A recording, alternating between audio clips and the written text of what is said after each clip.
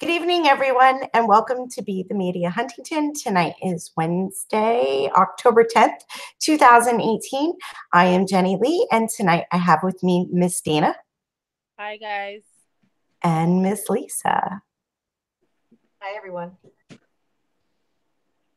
And we just don't even know how to start tonight because we have such a full list of things.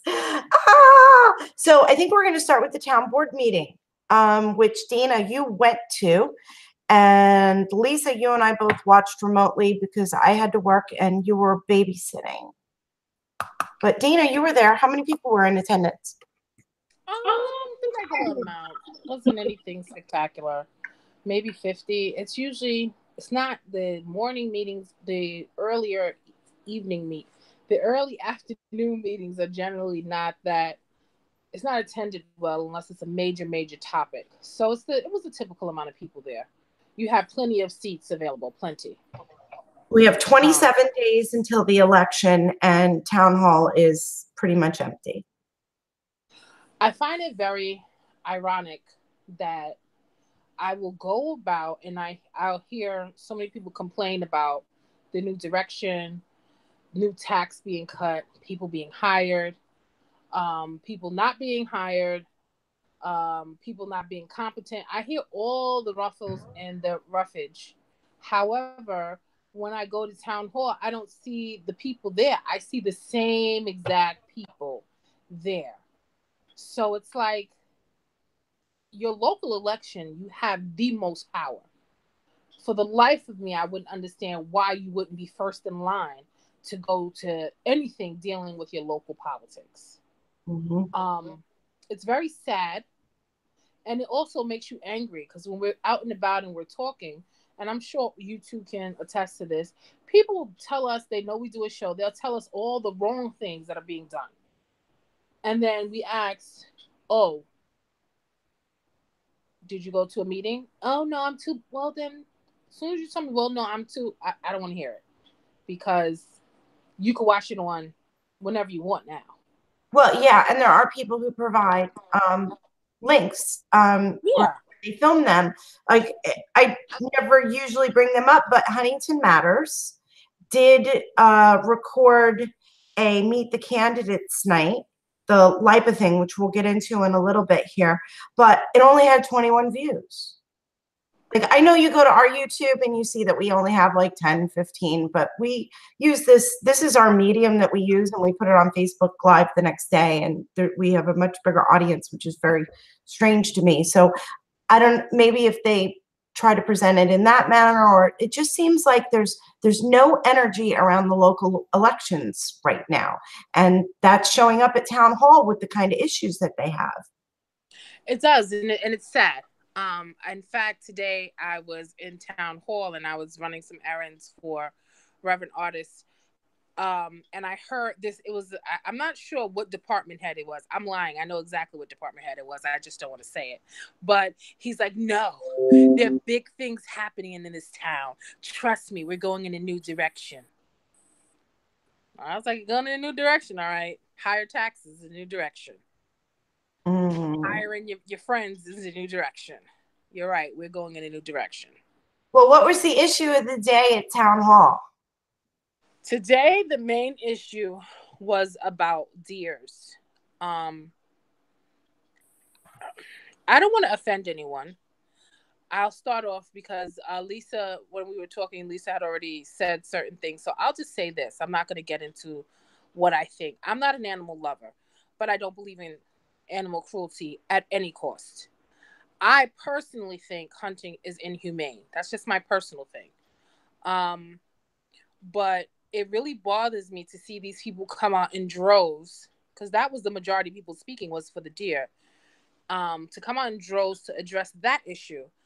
But when we have issues regarding the opioid addiction epidemic that we now have, you know, we don't have the same energy. This is real life people that are dying. Not to say that, animals are not considered, to be near and dear, but humans are dying. So give the same energy that you would give to your animals to you give to humans. That's my thought.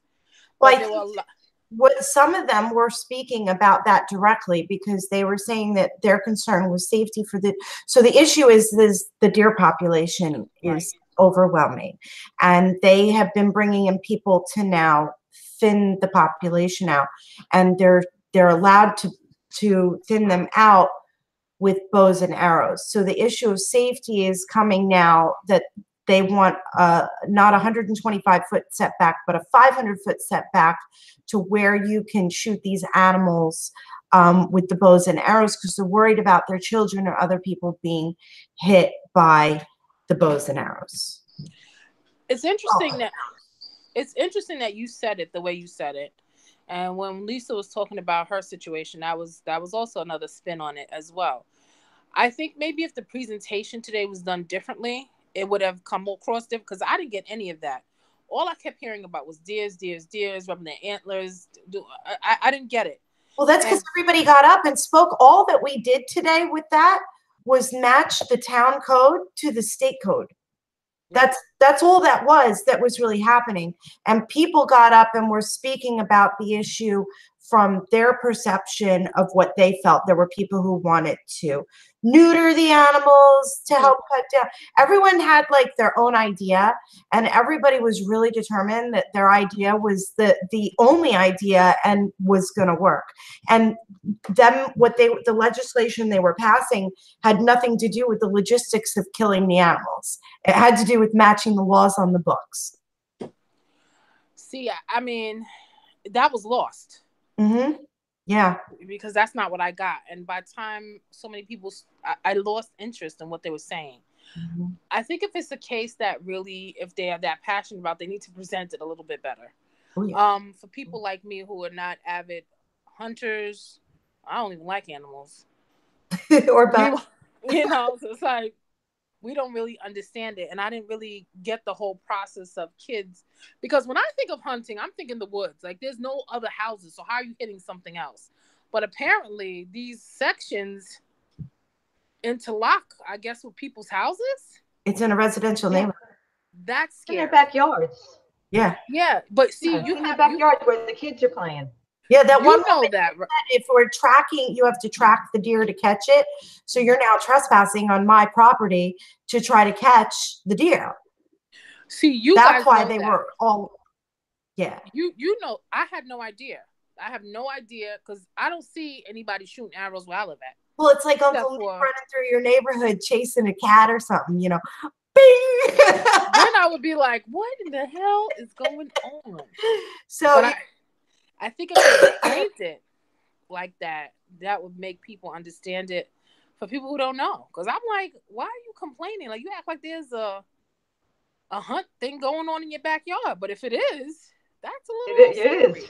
That's a little scary. It is. But at the same, I also kind of felt, because I had a rabbit problem. You guys know about it. That rabbit eating all my stuff.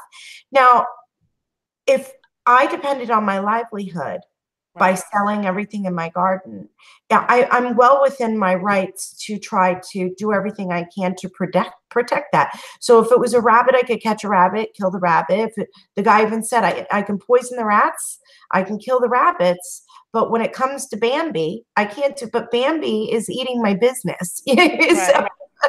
So, that's why I think Joan Sergel had stepped in and said, can you please define farmer? And everyone had kind of laughed, but she was asking was there the legal definition term already, according to how it could be applied to the law. That's how she was saying it. And I don't know, I guess people, you're right, Dina. It was so confusing, but it wasn't confusing because the way our town presented it. It became confusing because the people who got up and spoke.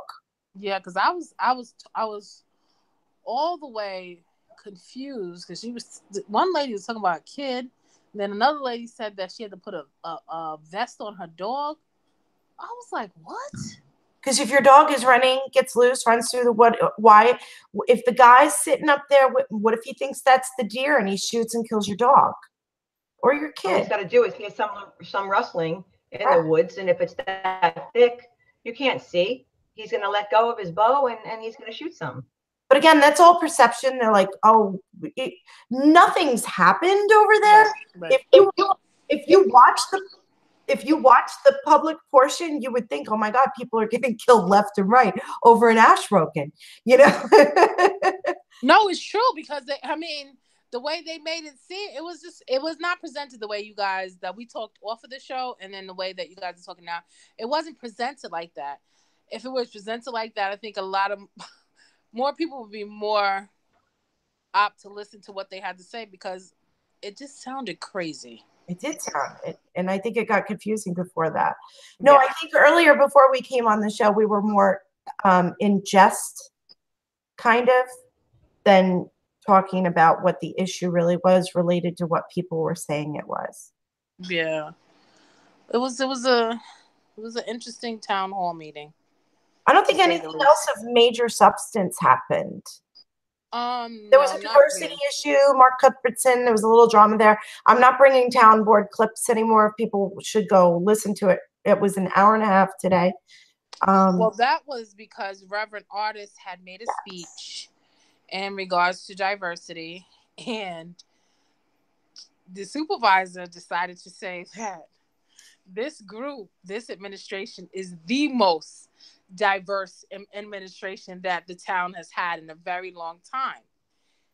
Now, he should have just allowed Reverend Artist to say what he had to say and just left it. But to add insult to injury, he goes, "We just hired a Latino woman." So now you bring to my mind, so now only Latinos equal diversity. And the fact that you can point out that you've hired one is a little odd to me. So then, of course, Chad said that, or did Mark say that? The supervisor said that. Did you notice how many times Joanne Rea referred to him as Supervisor Patron? I want you to go back and listen how often she does that. So many times, and I didn't miss it. She kept calling Supervisor Patron, and she can't get their voices straight. But you know what? In all fairness, with that, they do sound very much alike. And when you're there, you can hear it because sometimes you can't tell who's talking, and they do it on top of each other as well. And she did point that out, and I think that gets her flustered. Right. Because that's never happened before. And so she keeps referring to Chad as Supervisor Patron. Either that or it's just 30 years of habit. Well, that too. Come on. It's going to take more than a few months. Oh, my goodness. But they're visually nothing alike. But politically, they seem to be on the same plane. Seems to be. Speaking of elections. Talking about animals. Speaking about animals. Animals, go for animals. Yeah, how about I get that over with? There was a man everyone knows from Huntington. There was a man named Peter Sedillis. I don't know if I'm saying that right. The current owner. Yeah, the current owner of the Golden Dolphin, maybe not the current owner anymore. I'm not really sure about all that. But he was arrested for animal cruelty and abuse. And his next court date, if anybody wants to go to get all the updates on the dog named Callie, it's going to be at Nassau County District Court, 99 Main Street, Hempstead, October 22nd. I believe that's a Monday. It's Part C as in cat and the number 2, Part C2. If you want to go to the Facebook page and get more updates, there's a Facebook page about it.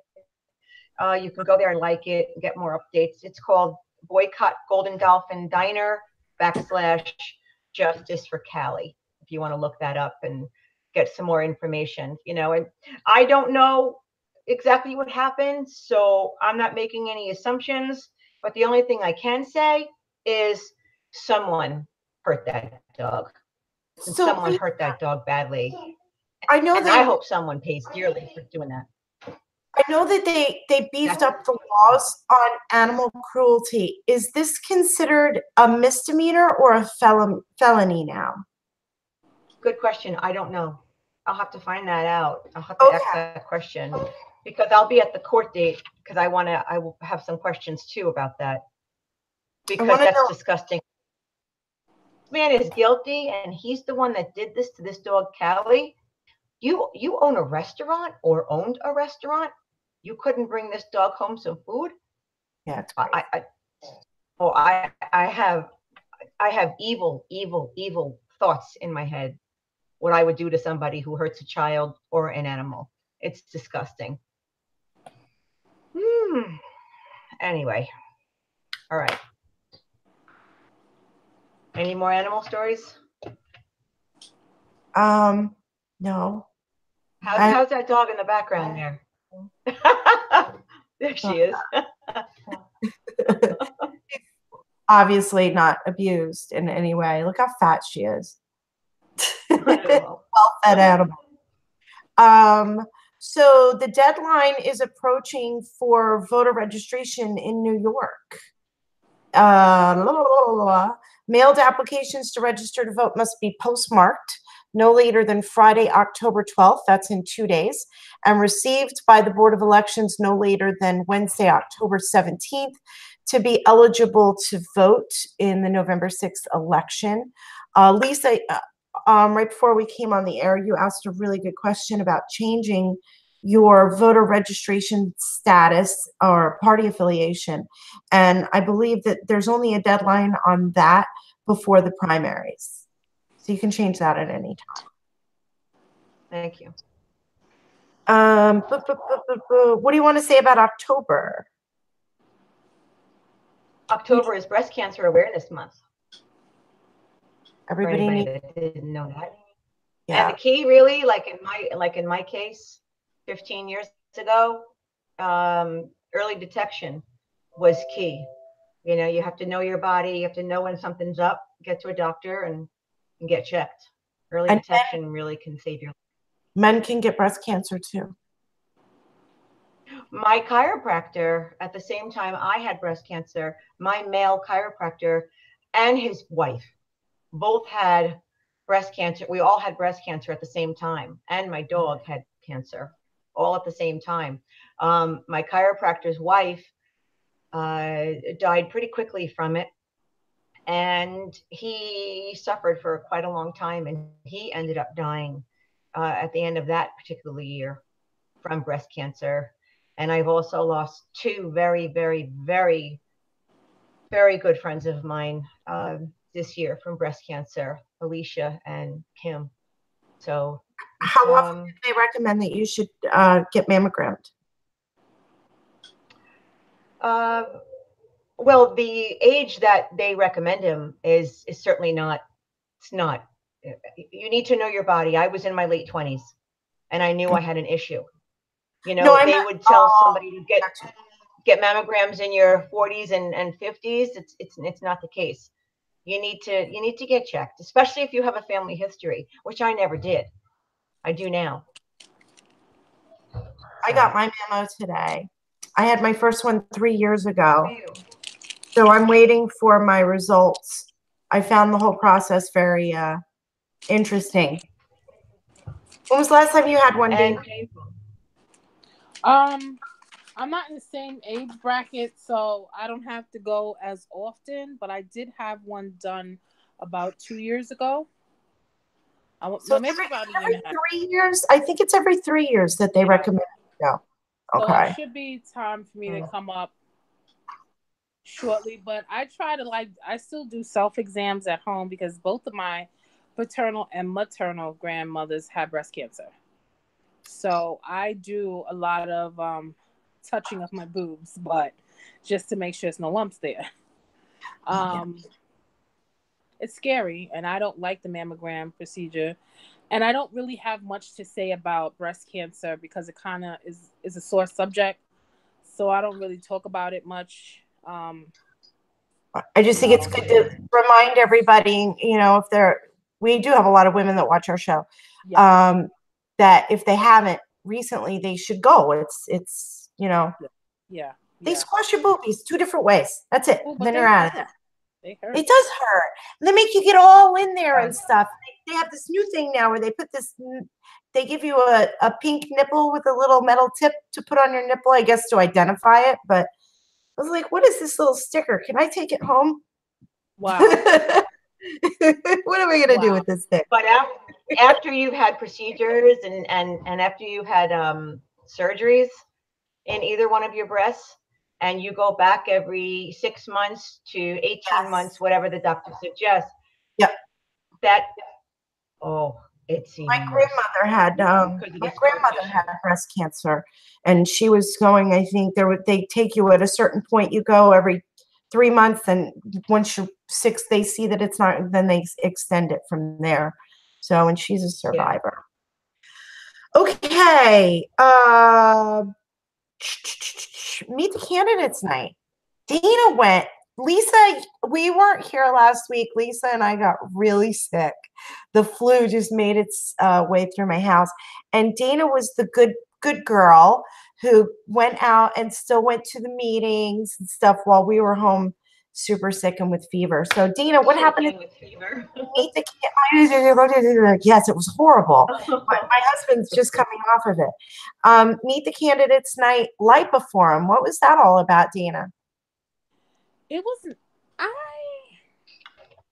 don't know if they could call that a Meet the Candidates, because let me give you a visual of what it was. We were in an auditorium of some sort in the Northport Library, and you had the chairs to either the left or the right. There were like 3 long tables in the front. No one was on the stage, but no one was sitting on the tables either.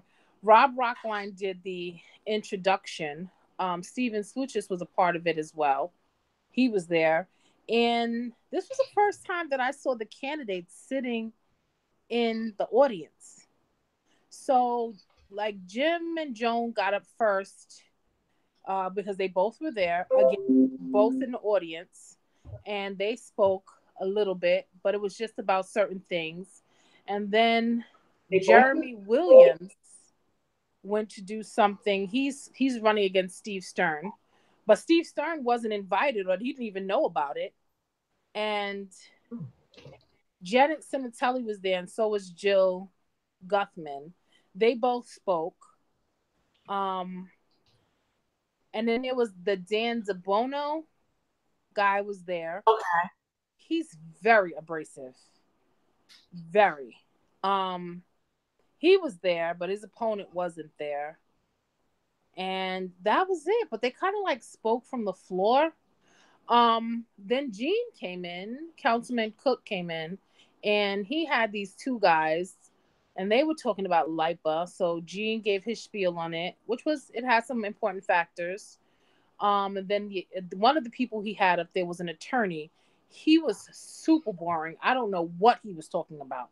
I'm not even gonna lie to you. He was just, but then he had somebody, I think he's the director of the planning board or zoning board or whatever it is. He was there, and his explanation was a little bit clearer. The LIPA part was good for the information, but the Meet the Candidates part, I didn't really get anything from it because it wasn't a typical Meet the Candidates. Like, somebody asked both Jim Leonick and Joan Sturgill about LIPA. And that was it. So I was surprised to see Steven Sluchis running another civic group. I will say that. Is it another one? Well, apparently he's still with the same. Rob Rockline was there. June was there. Ken Johnson was there. So they all run in the same circle. I think it's what is that? Huntington Matters. So I guess because he still went under the term Civic United. I'm going to be very clear with this. Any politician that I see that aligns themselves or does things with somebody with the likes of the Steven Sluchis after what happened with Villadome, I would highly question their motives. I would question their judgment, and I would not really pay attention to anything they said, because here is a man who was proven to give the community false information, and he did so many other things that were underhanded, and you're still backing him. I personally cannot accept that. I don't know about anyone else, but that I can't, because now it makes me wonder, what exactly are you standing for when you stand with somebody like that? So I have a question about Mr. Spoochis. Has Mr. Spoochis taken any money for his favorite politicians for any events coming up like he did? I didn't see any events go up, but I know what you're talking about, like he did last time with Daryl St. George, right? Come again, say what? When he had how much money in under the table from people to give to his favorite politicians at what was it, $150 a pop for a member? Yeah. And non-member was another undisclosed amount. And wasn't it like 300? Still, how to become a member is still undisclosed. So those questions have never been answered. Oh, so we still don't even know how to become a member of the Civics United. That's the meeting you went to? I want to become a member and pay the discounted price to a politician, but I can't. When you went, was there any membership forms on the table near the sign-in sheet? No. Did they have copies of the minutes from the previous meeting? No. So was an executive order? No. Oh. No. All the questions no. And I want to make this clear. It's not that we're beating a dead horse with the whole civics thing. This is really how we think about it. Civics, a lot of people can't attend meetings for whatever reason, work schedule, family life, whatever. So they rely on the civics to give them information. So for the most part, we want to believe that the civic, especially the leaders, either know what they're talking about or A, or B, double checking their information, right? So if you make a mistake, that's not a problem. Say you made a mistake, move on. But when you flat out lie on more than one occasion and you're still able to go on like every day, everything is okay, that's where the problem lies. So, that's why we still talk about it. And he lied about things that were very important at that. Yeah. So that wasn't good. That was a bad moment in time for him. That was only in May. And people, and wow. Then it was interesting because when you think about that for a second, that was only 5 months ago. But then think about it. It was 5 months ago, but that's why now he's showing up in Northport. He's not out here. He's over there. So it's like it was so long ago. It seems like forever ago, but he's letting enough time now go by, hoping that the issue was forgotten. And you're right. He's got a whole new set of people to try to hold up his group and make it look legitimate again so that he can have some sort of political clout. But those politicians need to be careful, because the political clout you pull associating yourself with someone like that, or someone who deals with someone like that, will be detrimental to your campaign. Trust me. Well, I think they're aware that like a lot of groups that run around calling themselves civic groups that don't really have political clout, but the illusion is there, and they want to use them to get their message out, be the puppet masters of the people. Because when you think about it, right? I pointed this out earlier, and I don't usually promote Huntington Matters. See, look, I said their name. And the reason I don't is because they are a delegitimate organization. And they're using their numbers on their Facebook page to have that political clout that we were just talking about, to cause influence and use them as the numbers. However, here's what's so telling. And I'm gonna show you. I have to go back because somebody named Georgia was saying hello, shouting out to you, Dana. That's my mother. Please don't call her out. She is so bad. Oh no, I sent her a link. No. Bless her heart. Oh no, I would never call your mommy out. No, not like that, Jenny. No. She was just asking if it was you. So our moms are all. How to work it. She's so cute. So Now we know can you work? Let me work it. Put your thing down, flip it, and reverse it. Okay, so I can't. going back to Oh, okay, no so longer here's R-rated. okay, this is the Meet the Candidates that you went to Yes. and Stop the Lipo Tax hike was on October 3rd. This was filmed and captured by Huntington Matters. Okay? Yes. Yes. They Jules have the there. video here. The whole video is here. How do I stop this thing? 21 views. 21 views. So if anybody wants to go watch it, they could definitely use the views. But the reason I'm pointing that out is their Facebook page has 7,500 people on it. Does it really? Yeah. So when you have now, if you go back to some, I might even replay it as an extra, the show that we did on the civics, breaking it down about how that woman, Mary Beth, had, because I worked with her making the group, how she had padded it with fake accounts. So legit, there's probably 3,500, and they have grown organically because people are attracted to drama for whatever reason. But let's say 3,000 people, okay? There's 21 views on the Meet the Candidates LIPA video. What does that say to you? First of all, LIPA is very, very technical. So unless you get somebody that's going to put it in layman terms, people are still going to be confused. But people don't care. People don't care. Yeah, nobody's interested. And then that's the message. People don't care anymore. Yeah. Nobody gives a beep. That's sad. I didn't say the word. Like Dana says, I didn't say their name. No. I didn't say the word, but nobody gives a beep.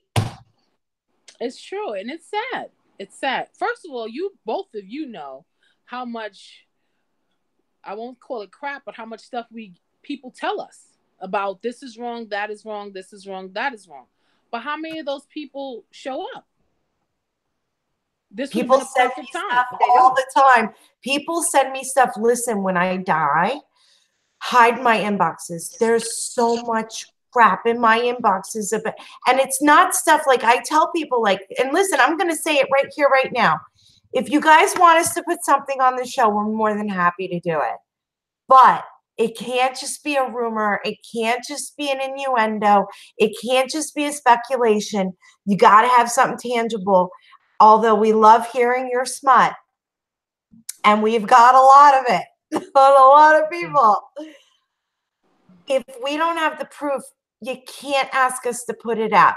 We'll if you've got a lot of stuff or you want to tell us where to look to find it, we will do that.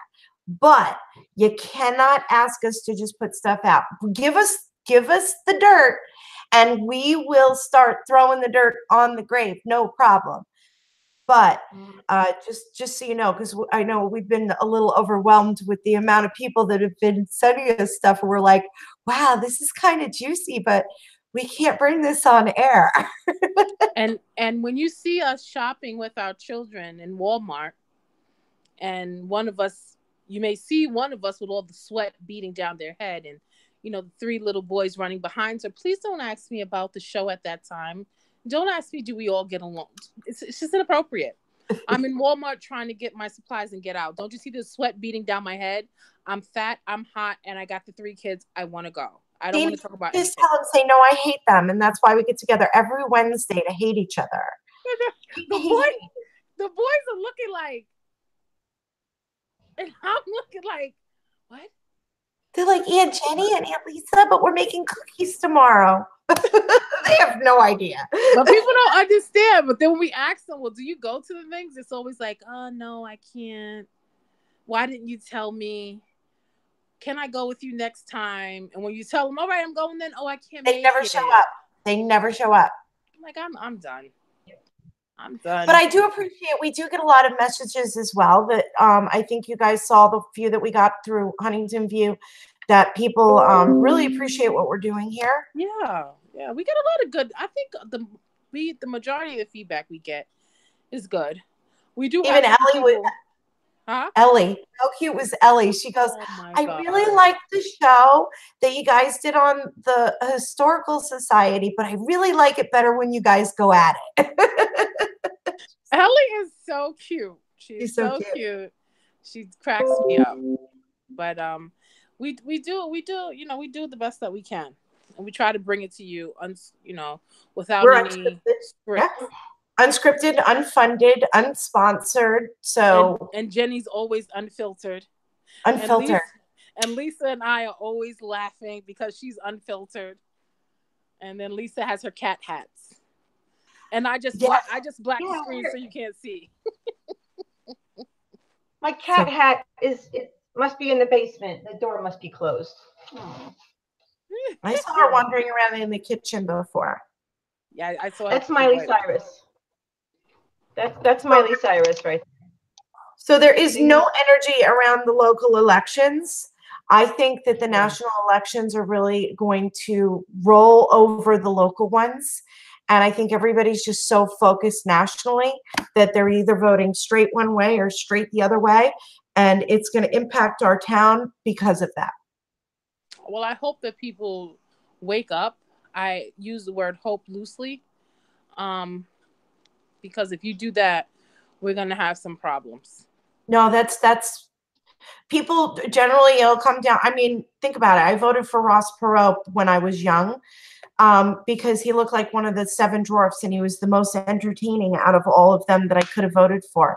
So, and I voted for him. I was very young. He was the very first presidential candidate that I voted for. And I voted third party back then. I'm so proud of myself. But nobody else was, So people do, and different ages at different points in your life, you vote for different reasons. Well, I can't lie. When I first started voting, I would simply go ask my mom, "Who do I vote for?" And she would tell me. I was totally ignorant. I'm not going to even lie how ignorant I was when I was first voting. There was a time in my life when I lived in the town of Huntington, and I never voted in town. I only voted in presidential elections like they were the only ones that existed. Right. I never came out locally, and I never realized how powerful it is, and it matters more locally than anything else. Because you'll see, like, even like the fire department and the library, it can come down to 2 or 3 votes. Your school board. Oh boy, let's not even talk about that. Those can get really close. So it's so important. Really sticky. Mm-hmm. So you have until Friday to register to vote. I think that we're going to see record show out for a midterm election this year. That's my personal thoughts.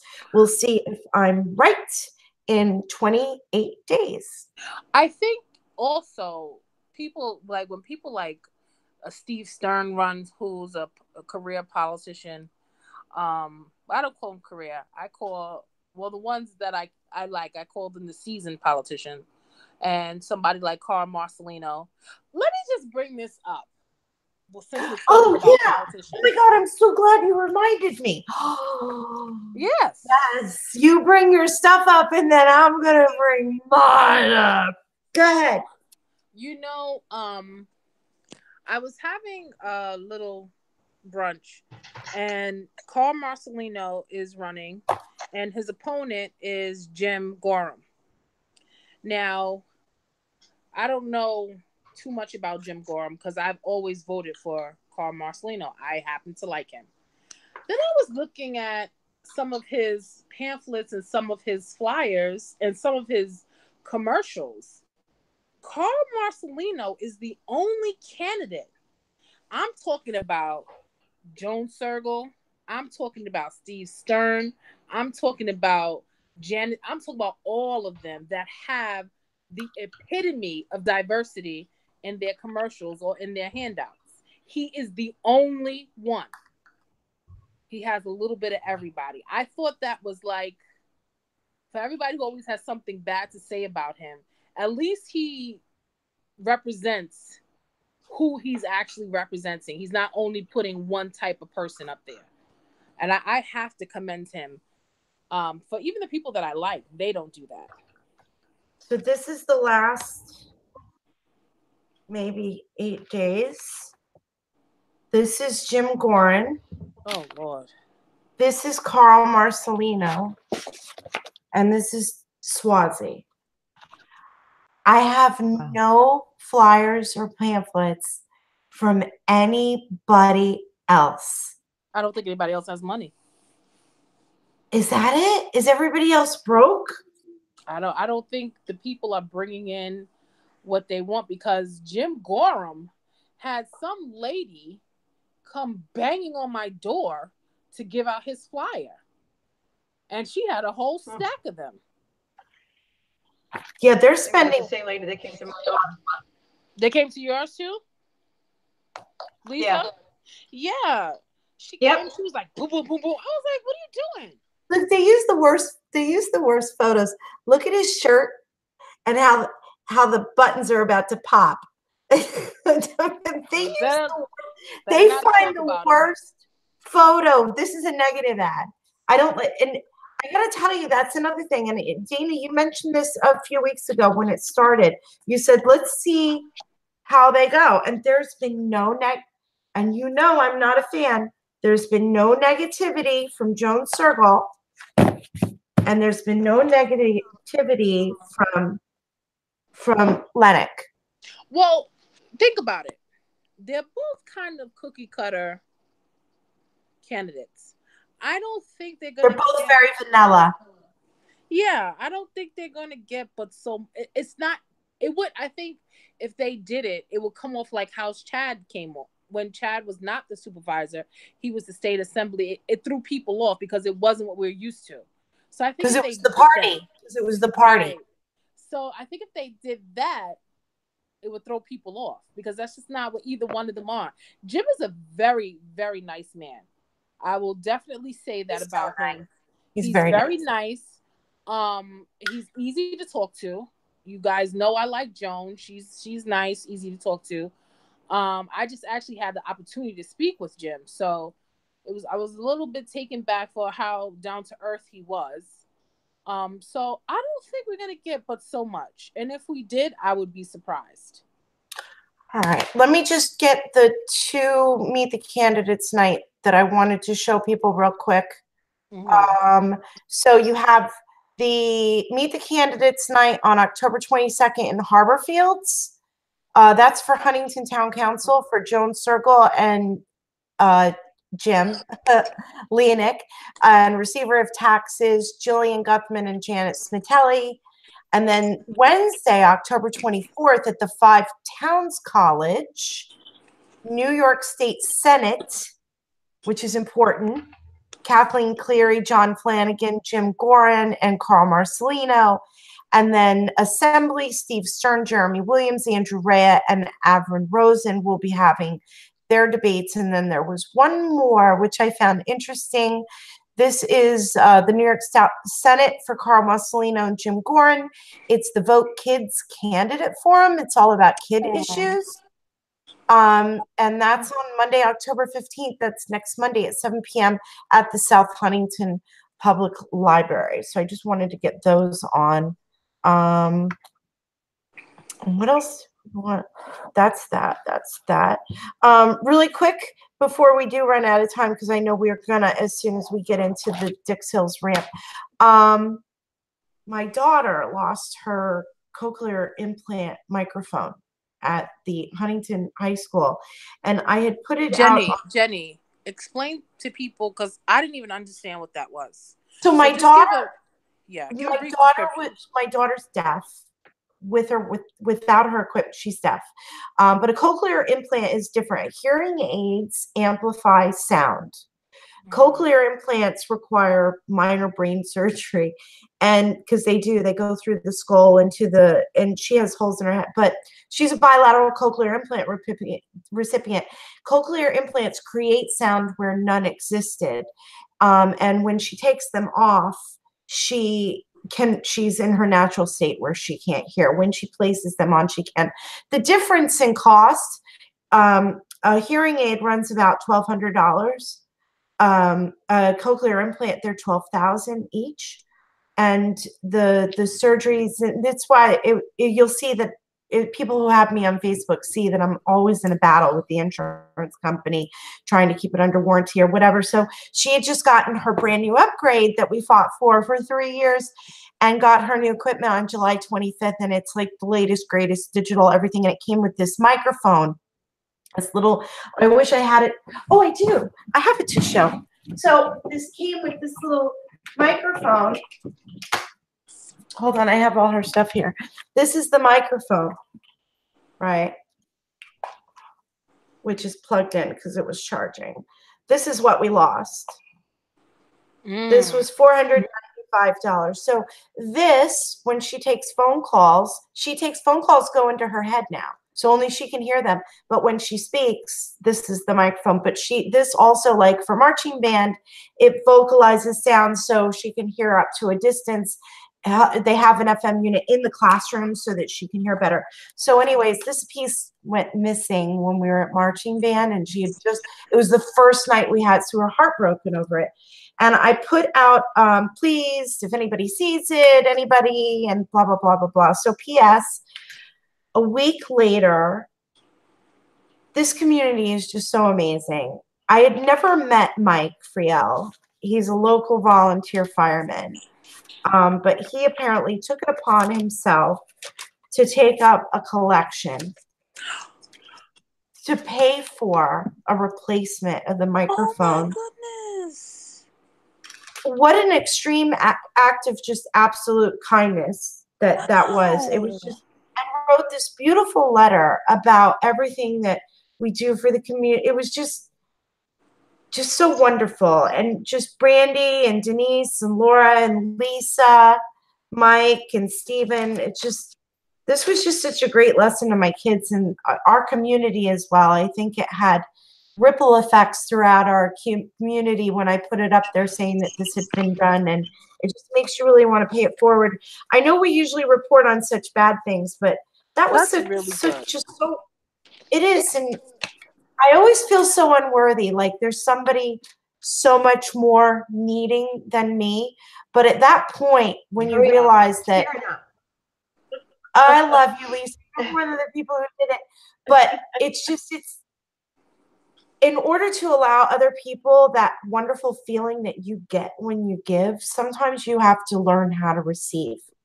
Yeah. And in that moment, I realized I had to receive, and it taught my children. Like Lily was beside herself. She couldn't believe that. So anyway, she got a new microphone. I wanted to say how great that was. And now we'll go back. Just what a great town we live in.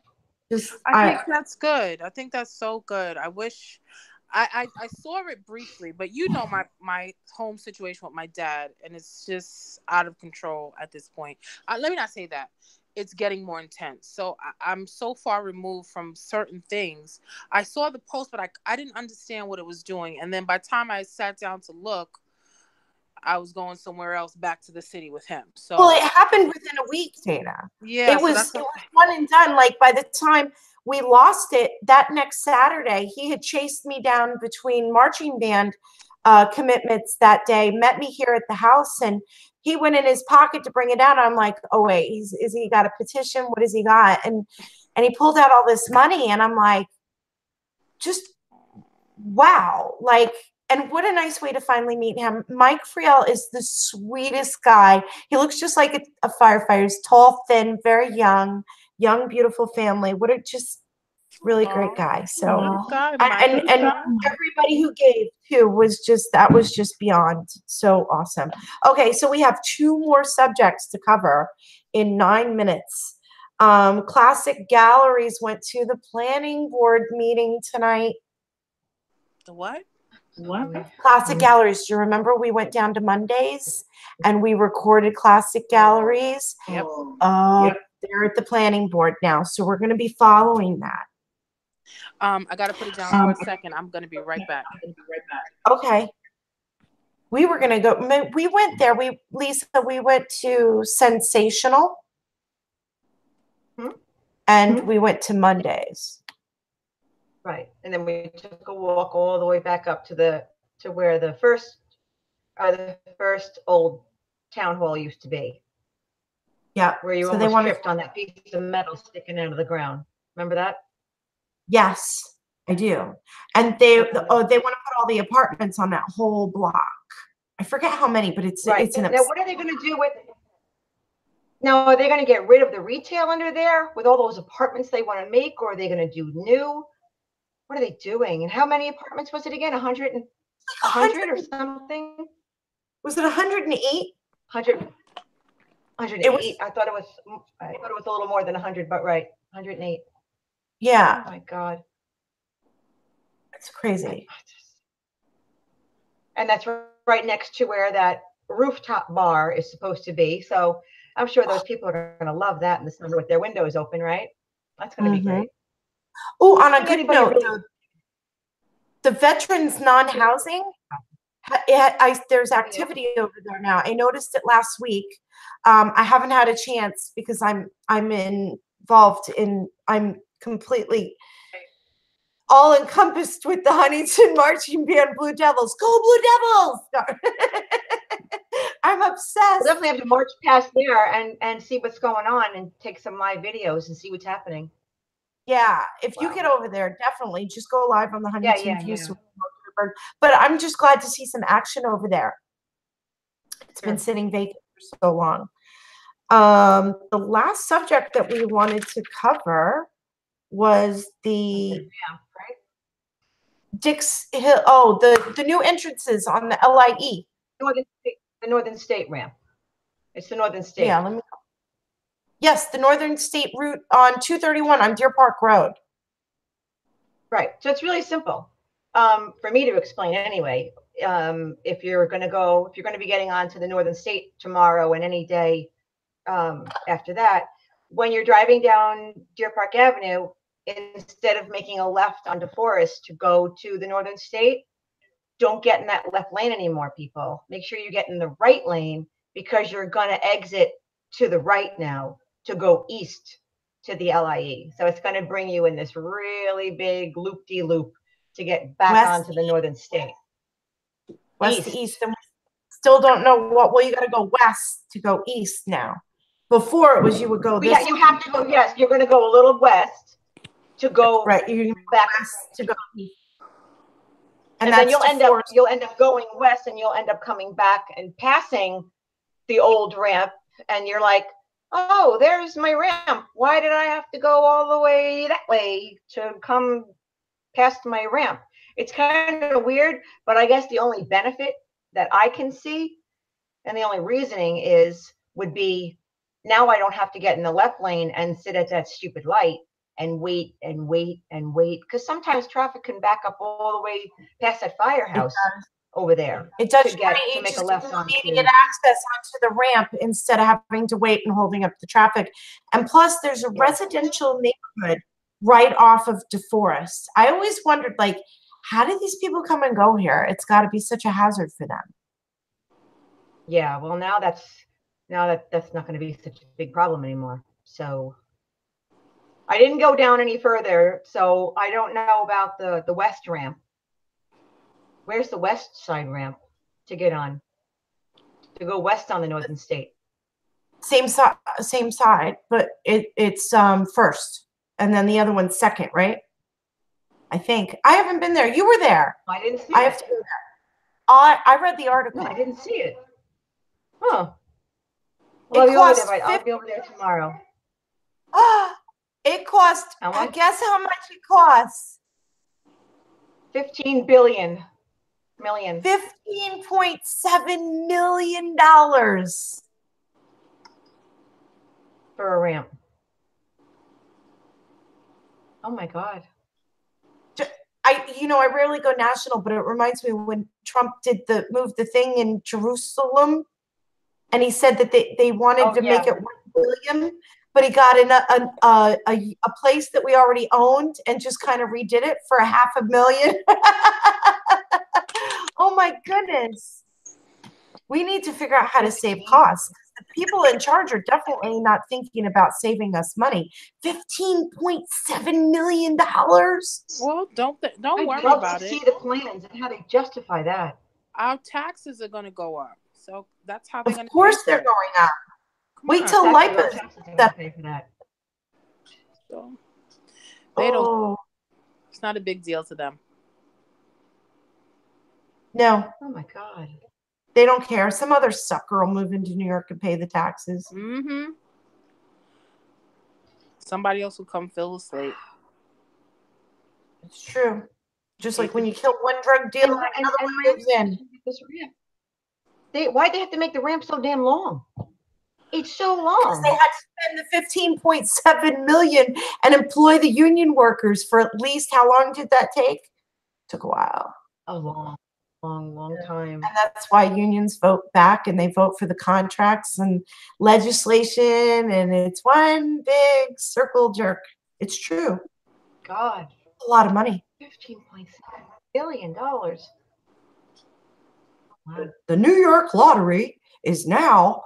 If I won the lotto, I would just quietly move and change my name. What would you change your name to?